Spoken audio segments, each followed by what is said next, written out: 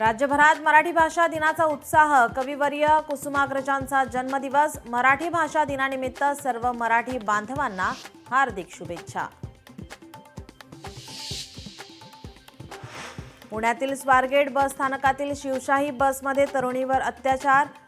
आरोपीची ओळख पटली। मुख्यमंत्री फडणवीसांकडून घटनेची गंभीर दखल। पालकमंत्री अजित पवारांनी पोलिसांकडून कारवाईचा अहवाल मागवला। स्वारगेट बस स्थानकातील अत्याचार प्रकरणातील पीडित तरुणीचा वैद्यकीय तपासणी अहवाल पॉझिटिव्ह। लैंगिक अत्याचार झाल्याचं वैद्यकीय अहवालातून स्पष्ट। आरोपीने दोनदा पीडितेवर लैंगिक अत्याचार केल्याची माहिती। स्वारगेट आगाराचं पुणे पोलिसांना गेल्या महिन्यात सुरक्षा पुरवण्यासाठी पत्र। तर मनुष्यबळ कमी असल्याने पुणे पोलिसांनी तोंडी असमर्थता दर्शवली। सूत्रांची लोकशाही मराठीला माहिती।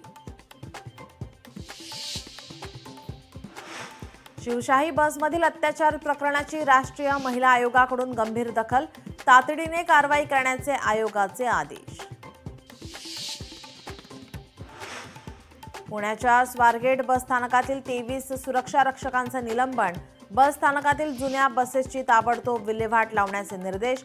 परिवहन मंत्री प्रताप सरनाईकांनी बोलावली तातडीची बैठक। मस्साजोग येथील अन्नत्याग आंदोलन स्थगित। भाजपाचे आमदार सुरेश धस, खासदार बजरंग सोनवणे आणि अप्पर पोलीस अधीक्षक सचिन पांढकर यांच्या भेटीनंतर आंदोलन स्थगित। पोलीस आरोपींचे सीडीआर का काढत नाही? खासदार बजरंग सोनवणे यांचा सवाल। मारेकऱ्यांना पळून जाण्यासाठी पैसे आणि गाडी पुरवल्याचा सोनवणेंचा आरोप।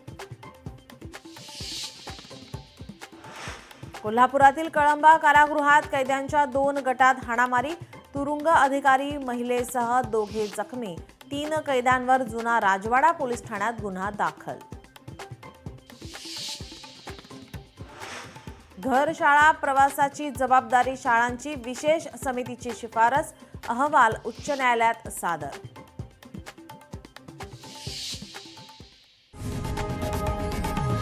लोकशाही मराठी ऐका, पहा, जागरूक रहा।